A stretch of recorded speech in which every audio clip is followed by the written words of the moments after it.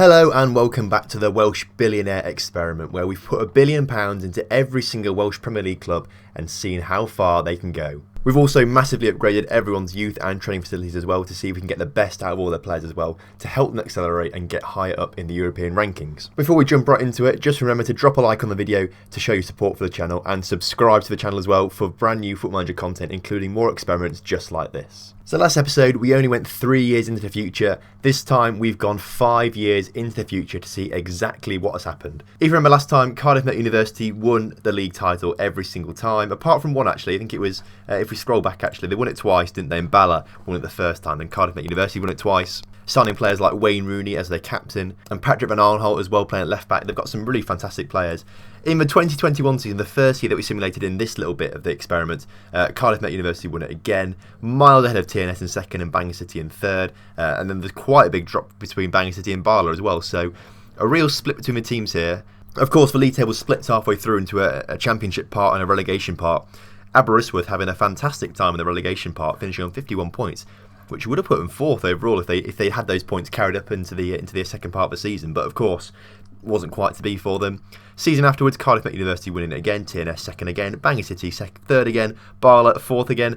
Aberystwyth having a bit better time this season, coming fifth, but again, not quite the season they would have wanted. They want to get into those top 4 or 3 places for the European places, of course. I don't think it's changed too much as we go forward. I still think only one team gets like the first phase qualification for Champions League, and then there's like 3 places for the Europa League, I think. So still nothing's changed too much, but still top 4 is where you want to be, essentially. Season afterwards, TNS take the title this season, beating Cardiff Met University to it by a single point. But at least there's a change in champions at the top there. TNS managing to reclaim it after not winning it for so many years. Bangor City once again third, and Bala dropping down to fourth actually. Barry Town managing to sneak in fifth. Aberystwyth dropping down a fair bit, to be fair, which isn't good for them. We've not talked about the other teams too much, but they've not really done anything, so there's been too much to talk about there with them. The 23-24 season, Cardiff Met University take the title once again, this time winning it by 11 points from TNS. Bala getting the third place finish there. They must be getting some European football there at some point, and Bangor City finishing in fourth once again. Sefton Druids having a quite a good season. I've not really seen much of them, but they've obviously come back and done pretty well, so fair play to them. That's nice to see, despite finishing on minus 25 goal difference. I mean, that's pretty awful for them, to be fair. If you look at the difference in goal difference between these few teams, that is amazing. And then the season we have just had, Cardiff Met University champions once again, TNS finishing second but not getting European football, which must mean they've got financial problems somewhere, which is a bit of an issue actually. Bangor City once again third. They seem to be like the Arsenal of the Welsh leagues, but third rather than fourth. Bala in fourth and Barry in fifth, getting the final European place. So that's pretty interesting to see. Let's now have a look at some of these key transfers the past few years and see exactly which teams have brought in. Cardiff Met University, I wonder if they spent as much money as they have done in the past few seasons. If we're back to the 2021 season, Cardiff Met University spending 20 million on 2 individual players there, 11 million on another one. I'm afraid that they're not players I've particularly heard of. I've heard of Hernandez, of course, and Fabio. These are the ones that they've signed. Craig Dawson, actually, no, I've actually heard a few of these players. I mean, didn't just spring to my mind straight away, but Cardiff Met spending absolute fortunes on players. The next highest transfer from another club was £135,000, and that was from Newton to TNS. That's into Welsh football, that is. So Cardiff Met just absolutely splashing the cash. The year later, Cardiff Met only spending 7 million as the highest. That's a step down, to be fair. TNS coming in second with 3.5 million. They're starting to spend a bit of money there. Abel Hernandez moving from Cardiff Met to Bremen, but it's not a Welsh player or a region, so we're not too fussed about that. The season afterwards, 12 million spent by Cardiff Met on a Middlesbrough player, Cyrus Christie. TNS spending nearly 12 million on a player from PSG, but Cardiff Met once again just absolutely outspending everyone there. I mean, there's no wonder they're winning the league when they're spending that kind of money on players, especially in this division.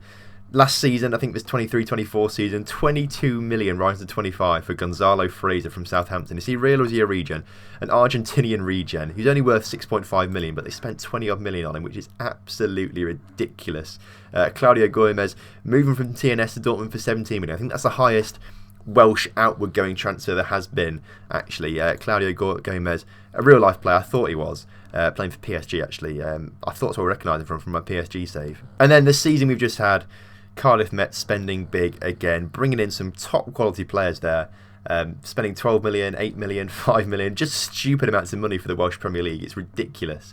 offloading a few rejects as well. Barry Town making a £1 million bid there for John Harvey from Newton. It's just that Cardiff Met University are just spending money. They are ridiculous, and it's no surprise that they're as good as they are, really. Right then, let's have a look at Cardiff Met University over the past few seasons in Europe competitions. That's what we want to see. So we'll go here, we'll go back to the 2021 season, that's the first season of this.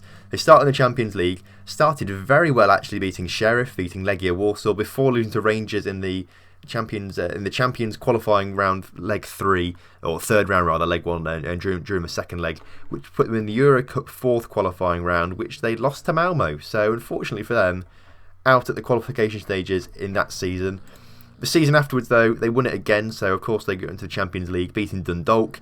Lost to Basel, though, but played Dundalk, funnily enough again, actually, in the Euro Cup 3rd qualifying round. Beat them again before taking on Maccabi Tel Aviv and beating them to qualify for the group stages of the Europa League. Now, the whole point of this was to see if a Welsh team could actually qualify for a European competition group stage, but Cardiff Met have done it within 5 seasons.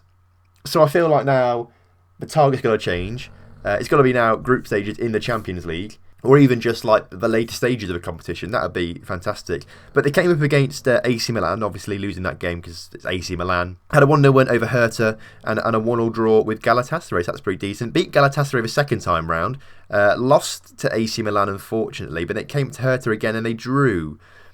So I'm not sure if they get through or not. That's a pretty tight group, to be fair. If we scroll down, did they get anywhere? They actually did. They managed to get through to the first knockout round of the Europa League. Cardiff Met University. Cardiff Met bloody University in the first knockout round of the Europa League. They lost 5-0 aggregate to Athletic Bilbao, but just getting there is absolutely incredible, I think. Fair play to them. That is amazing. I wonder if they'll be able to replicate it at all.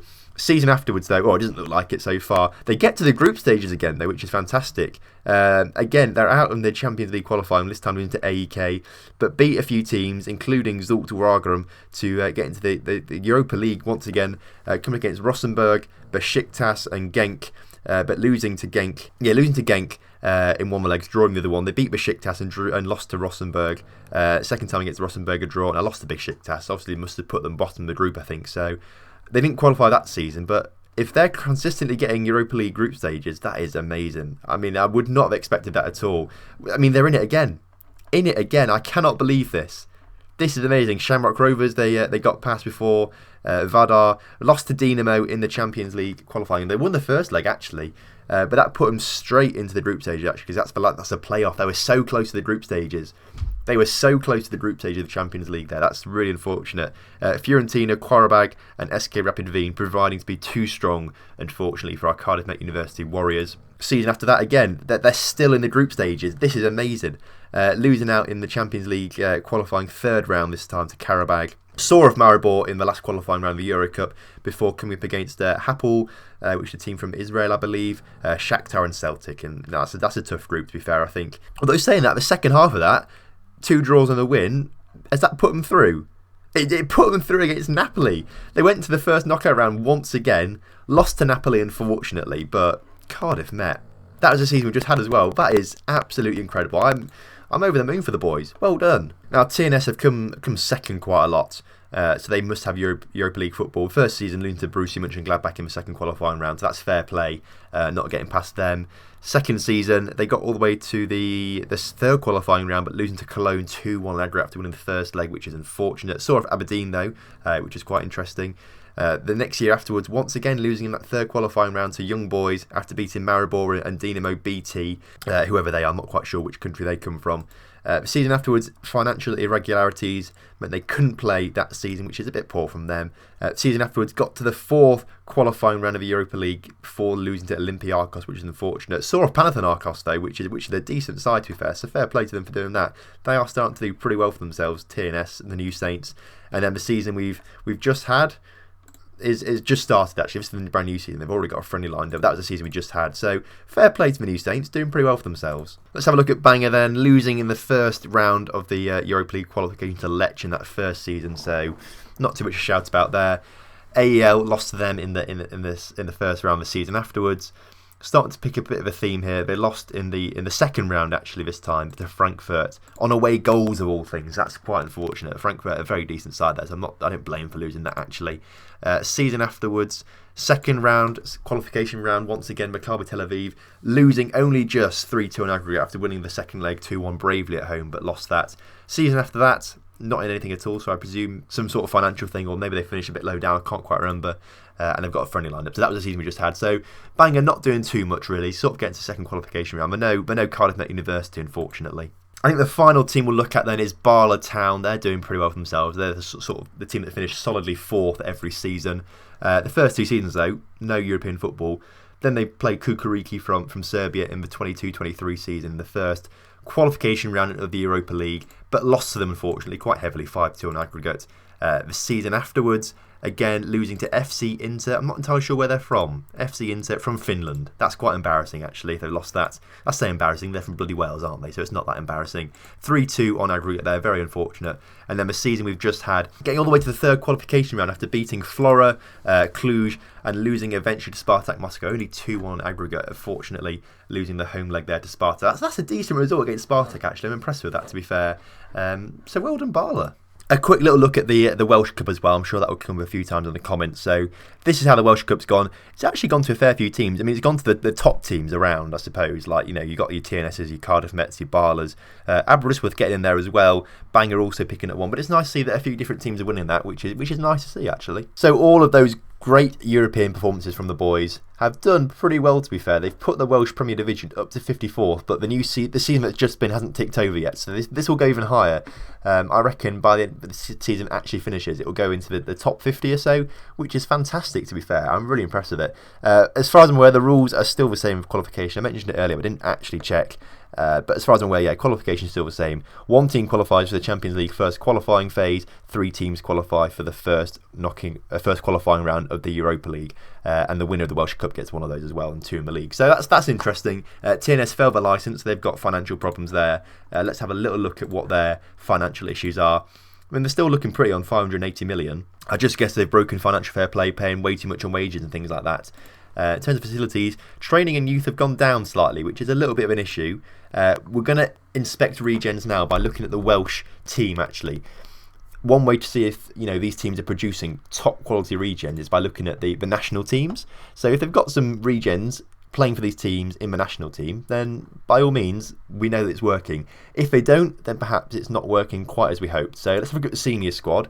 As we scroll down here, none of these players belong to anyone in the Welsh leagues. If we do it by age, sort by age, the youngest player is 23, which I think is actually too young. I think if they were regens, they'd be like 21. I think Patrick John is too old to be. He's a regen technically, actually, fair play, but he's a regen from Cardiff. So he's a regen from Cardiff. Jordan Collins will be a regen as well then, which means he's a regen from Swansea. And this 25-year-old here, Ben Woodburn, obviously Liverpool in real life. So only the 2 regens making it in to the Welsh team so far, and both of them not from the Welsh teams we want them to be from. Look at the under-21 squad there. There's plenty of players actually in the under-21s from our Welsh teams. Actually, a vast majority of them, which is quite interesting. If we sort them by value, John Oates is the best one. Playing for TNS right now, valued at £325,000. Is a Bangor City player actually, which is fairly interesting, but he's got some decent stats on him actually. He could be very, very impressive. He's driven personality, 18 determination. That's a good stat to have. I reckon in a few years' time he could be pretty decent. He's played a lot of games this season, not the best of all seasons, but he's played a lot, scored a lot of goals, got some assists from that wing position. That's quite decent, to be fair. Rob Harding, valued at nearly £300,000. He's pretty decent as well by looks of things. Not quite as good mentally as the player we just saw, but he still looks pretty decent. Only just moved, actually. He was a regen from Pennybont, which isn't even a team that we gave money to, as far as I'm aware. We didn't give any money to Pennybont or anything like that, so almost an anomaly, I would say. He moved to London now before going to TNS on a free, and Cardiff Met bought him for £500,000. He's clearly got quite a good future ahead of him, but not come from a club that we wanted him to. And if we look at the under-19s as well, again, a fair few players from the teams we want to see them from. One from Swansea, the other one's from other teams, but only one's decent, and it's the one from Swansea. So Daffy McDonald looking alright, to be fair. He's a regen from Newport County, actually, not Swansea, so that's interesting. Newport County. But the highest value player out of the rest of them is Kevin Walters from Newton at 8k. I doubt he's going to be actually that good. He's got some alright physicals and mentals, technicals not particularly good, but he's a Landudno regen, signed for Newton earlier on this season for 13k. So one for the future perhaps. We'll come back again in another 5 years' time, I think, and see what happens. Hopefully we'll see a lot more regions come through, and hopefully we'll see some better performances in Europe as well. Hopefully we'll see some Champions League progression as well. But I think this has been an absolutely fantastic episode. We've seen some absolutely amazing stuff from Cardiff Met University getting into those Champions League and the Europa League group stages and knockout stages. I did not expect that to happen at all. So to see it happen so quickly is absolutely amazing. Make sure you drop a like on the video, subscribe to the channel if you're new, and I'll see you next time for more Welsh Billionaire action.